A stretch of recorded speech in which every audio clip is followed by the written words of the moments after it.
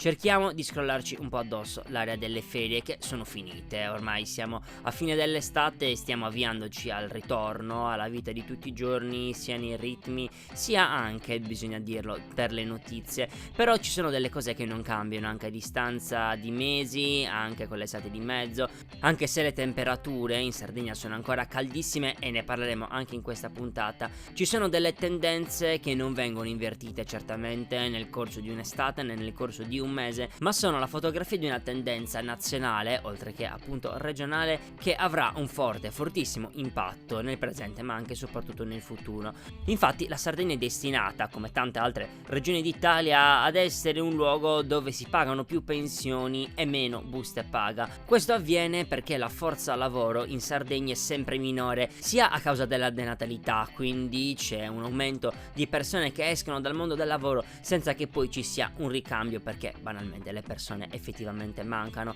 e poi perché manca la formazione adeguata a ricoprire determinati ruoli, formazione che avviene sia nell'università ma che parte anche dalla scuola dell'obbligo. E quanto raccontato da Andrea Sini sulla Nuova Sardegna, pagina 2 e pagina 3, intervistando il docente di economia dell'Università degli Studi di Sassari, Luca Deidda, che oltre a criticare le politiche previdenziali degli ultimi anni che hanno permesso a tantissime persone di andare in pensione senza che poi ci sia stato un effettivo ricambio all'interno del mondo del lavoro, individua proprio nella formazione e nella mancanza di forza lavoro le principali cause di questo fenomeno, che rischia di essere sia endemico, quindi che riguarda principalmente le regioni del meridione, in cui è inclusa ovviamente la Sardegna, ma che rischia poi di travolgere anche le regioni del nord del paese. I veri nodi fondamentali sono due, spiega Deidda, uno dal lato dell'offerta e uno dal lato della domanda di lavoro. Lato offerta, infatti, la forza lavoro italiana non occupata non ha da offrire ciò che serve alle imprese italiane, ma allo stesso tempo, lato invece della domanda, le imprese italiane sono meno solide rispetto a quelle europee e quindi c'è una produzione inferiore che quindi porta a cancellare posti di lavoro invece che crearne di nuovi. A questo si somma ovviamente un discorso più ampio sulla formazione che addirittura Deidda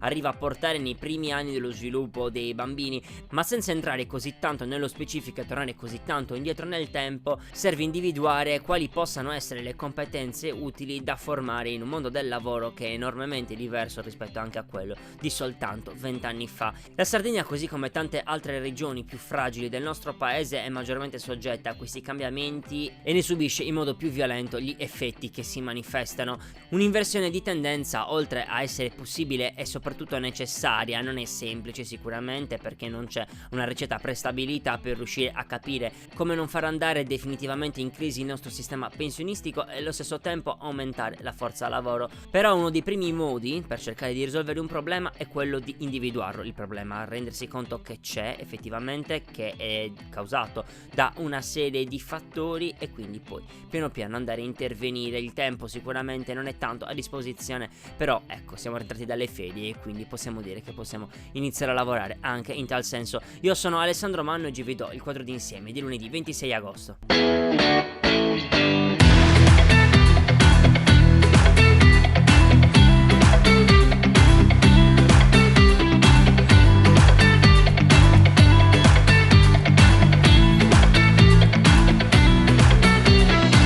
Buongiorno a tutti e tutte voi all'ascolto, ben ritrovati in questo nuovo appuntamento con Quadro d'Insieme, la rassegna stampa che ogni giorno legge insieme a voi i principali quotidiani dell'isola e vi racconta le notizie più importanti che riguardano la Sardegna. Un buongiorno anche agli ascoltatori e alle ascoltatrici di Radio Calaritana, che ci possono ascoltare sia in radio, in FM, ma anche in streaming sul sito di Radio Calaritana. Spero che vi siate presi una buona pausa dallo studio, dal lavoro, dai vostri impegni in questa settimana che non ci siamo sentiti, e spero anche per chi è rimasto al lavoro che non sia stato eccessivamente massacrante intanto vedere le persone intorno a sé che andavano in vacanze e si rilassavano, ma allo stesso tempo che i ritmi appunto di lavoro siano stati un pochino inferiori rispetto all'ordinario. Come detto, però, torniamo a parlare di notizie, andiamo di nuovo sulle pagine dei giornali perché alcune storie sono le stesse di quando ci siamo lasciati. Il problema dei trasporti sicuramente è uno di quelli. Racconta Cristina Cosu, pagina 5, sulla Nuova Sardegna, che la continuità territoriale territoriale sta andando a singhiozzo, con dei posti quasi introvabili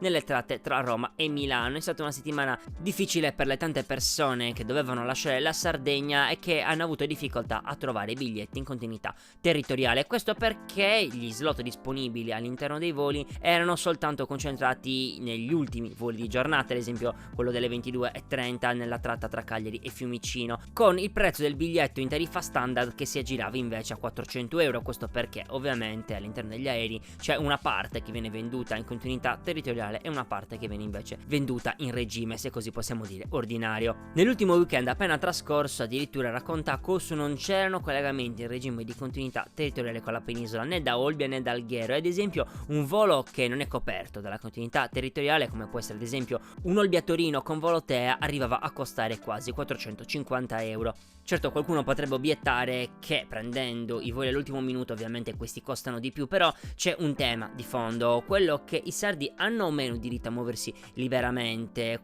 quanto il vivere in un'isola può essere invalidante e quanto si può accettare il fatto che ci siano dei disagi a vivere in un'isola. È una scelta, come detto, di nascere qua che non è dettata da nessuna scelta, e di conseguenza cercare di diminuire il gap che c'è tra gli abitanti della Sardegna e le altre persone che vivono sulla penisola è fondamentale per far rispettare alla fine un diritto, quello appunto alla mobilità. Da parte dei sindacati si lamenta un bando che non è pensato in modo strategico, individuando quali sono i periodi dell'anno in cui ci sono maggiori richieste di biglietti aerei in continuità territoriale, quindi i periodi di esodo e controesodo per le vacanze estive, le vacanze natalizie, le vacanze pasquali, quindi quando un sacco di persone si recano in Sardegna per ricongiungimento familiare o in concomitanza ad esempio di grandi eventi. Questo consentirebbe quindi di aumentare l'offerta di biglietti e quindi far abbassare anche generalmente il prezzo degli altri biglietti. Questo è quanto ad esempio sostenuto da Arnaldo Boedu, che è segretario generale della Filt CGIL, senza dimenticare che un forte impatto alla qualità dei viaggi in questi 3 mesi estivi è stato dato dai ritardi generati dalla diminuzione di organico all'interno degli aeroporti, che hanno rallentato un sacco di procedure, e con l'aumento generale dei turisti ha fatto sì che si creasse una sorta di effetto imbuto, con poche persone a gestire dei flussi elevati concentrati in pochissimo tempo.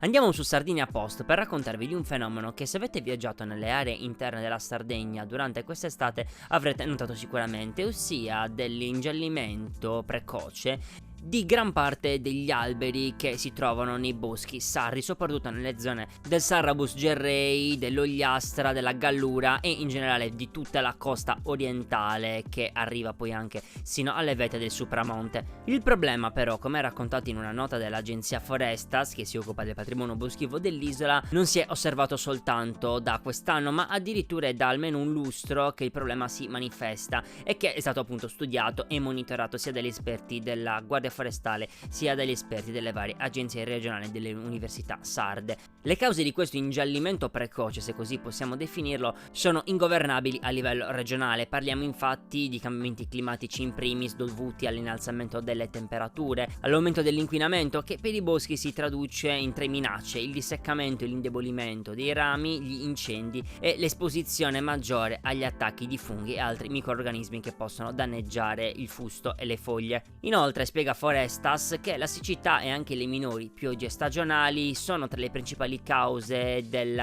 rischio di ingiallimento degli alberi, perché queste provocano secchezza e arsura dei terreni, con temperature molto più alte rispetto alla media del periodo, che ripetute per lungo tempo, soprattutto nei mesi estivi, indeboliscono le piante e mettono a dura prova gli organismi vegetali presenti nei boschi di tutta l'isola.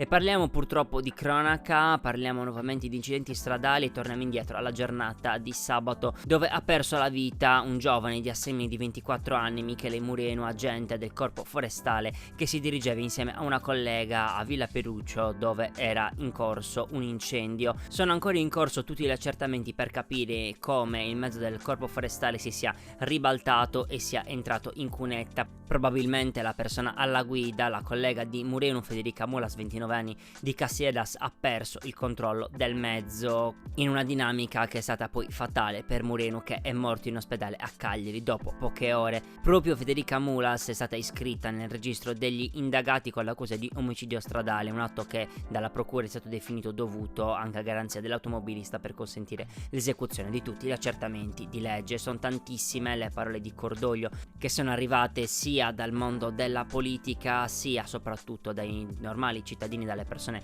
che avevano conosciuto questo ragazzo che aveva dedicato tutto se stesso per entrare nel corpo forestale e si era impegnato a lungo per riuscire a raggiungere questo suo obiettivo subito dopo il conseguimento del diploma. I funerali si terranno oggi alle 16:30 nella chiesa della Beata Vergine del Carmine ad Assemini, dove è stato indetto anche lutto cittadino.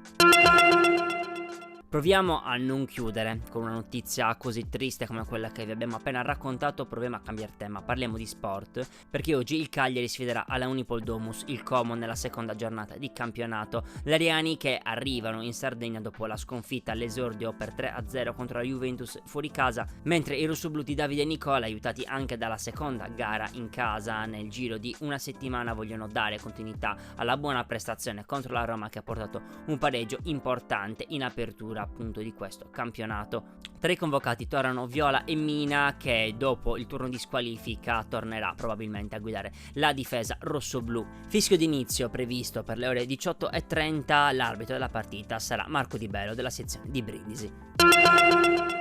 E questa era l'ultima notizia anche per oggi, l'appuntamento quindi è per domani, sempre alla stessa ora. Se volete questa puntata la potete trovare anche su Spotify e sul nostro canale YouTube di Tok Tok Sardegna. È stato un piacere tornare a iniziare la settimana e la giornata insieme a voi, un saluto quindi da parte mia, da parte di tutta la nostra redazione. Buona giornata, ciao, a domani. Tok Tok Sardegna è una testata giornalistica registrata presso il Tribunale di Cagliari. Il direttore responsabile è Matteo Meloni. Quadro di Insieme è un podcast prodotto da Tok Tok Sardegna, grazie al contributo di CRAI Sardegna.